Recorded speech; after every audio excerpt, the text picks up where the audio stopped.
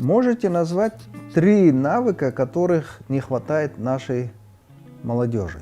Я бы больше поговорил сначала не о навыках, а о качествах характера, которых не хватает молодым бизнесменам. Потому что сначала надо прокачать определенные качества характера, а потом уже определять и приобретать какие-то навыки, которые вам необходимы. Так вот, для достижения успеха сначала исправьте свой характер, а потом вы можете осваивать навыки. Потому что если говорить о том, каких качеств характера не хватает молодежи, то перечислю вам 3 качества, которые, я считаю, особенно не хватает нашей молодежи. Ну, не нашей, вообще молодежи. Первое, это молодежи не хватает терпения, умения ждать, умения действовать не спеша. Второе, молодежи не хватает осознанности, умения думать над каждым своим действием, осознание и понимание, главное, своего смысла жизни. И третье, молодежи не хватает рефлексии, то есть умения анализировать свои ошибки и делать из этого выводы. Теперь, если же говорить о навыках, которых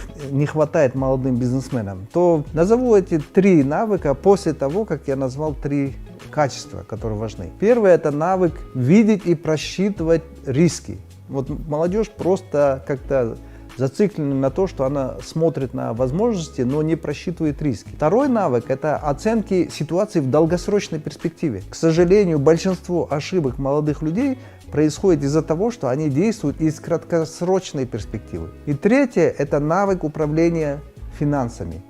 Но без этого навыка сложно добиться финансового успеха. Самые важные качества, которые помогут в переговорах. У меня по этому поводу есть целый курс, называется «Эффективные переговоры» на моей образовательной платформе. Если вы действительно интересуетесь переговорами и как проводить успешно и эффективно переговоры, то лучше, конечно, это посмотреть у меня на платформе, но здесь попытаюсь ответить вкратце. Самые важные качества в любых переговорах – это вот 3, я бы отметил, важных качества. Это умение погасить свои желания, потому что у меня есть такое правило: чем больше вы чего-то хотите, тем меньше шансов, что вы этого добьетесь. Плюс вот это чрезмерное желание, оно всегда мешает в переговорах. Второе – это быть готовым к худшему сценарию, то есть всегда быть готовым к тому, что переговоры могут сорваться. И третье – это умение говорить «нет». Вот это 3 основных важных качества, которые, я думаю, помогут в любых переговорах.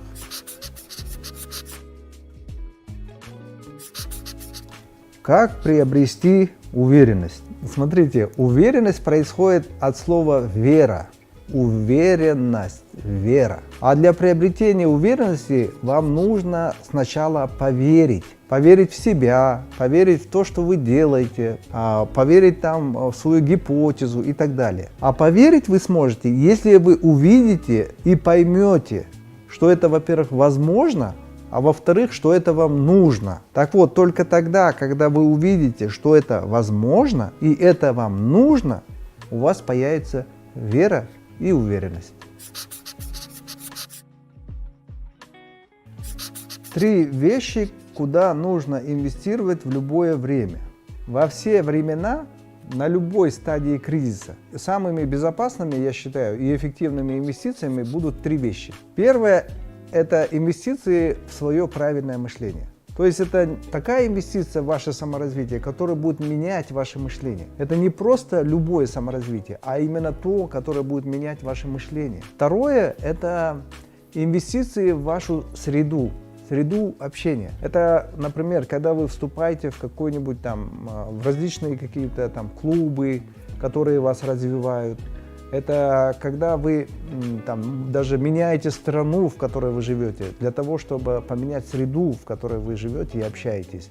Например, многие айтишники уезжают в Силиконовую долину для того, чтобы расти там. И третье – это инвестиции в путешествия. Вот как бы парадоксально не звучит, инвестиции в путешествия, я считаю, это одно из самых важных и то, что действительно стоит.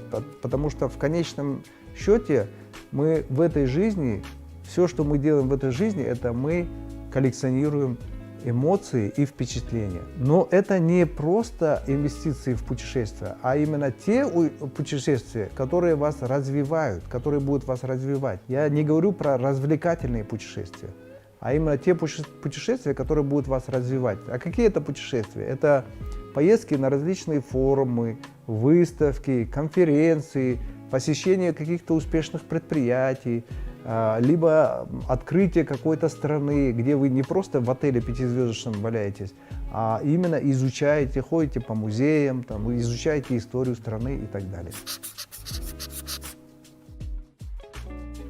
Как перестать сомневаться в себе и начать действовать? Давайте рассмотрим, откуда появляется сомнение вообще. Сомнения являются результатом невыбранной цели. Это, знаете, когда вы не определились с тем, что вы еще хотите. И на основе этого вы не приняли решение. Сомнение – это симптом того, что где-то, в чем-то вы не определились, что-то вы для себя не прояснили. И теперь находитесь на распутье. То есть вы не приняли решение, какую цель выбрать и какой цели следовать. Поэтому, если вас гложет сомнения, то сначала разберитесь с тем, где вы неправильно приняли внутреннее решение. Вот после этого, конечно, примите решение относительно главной для вас цели и действуйте. То есть, что такое вот принятое решение?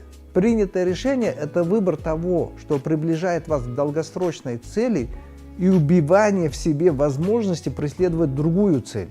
Если представить вот такую развилку, вот вы приходите к ситуации, когда нужно принять решение. Если вы не принимаете решение, то вы садитесь на два стула, и вот это является сомнением, это порождает сомнение.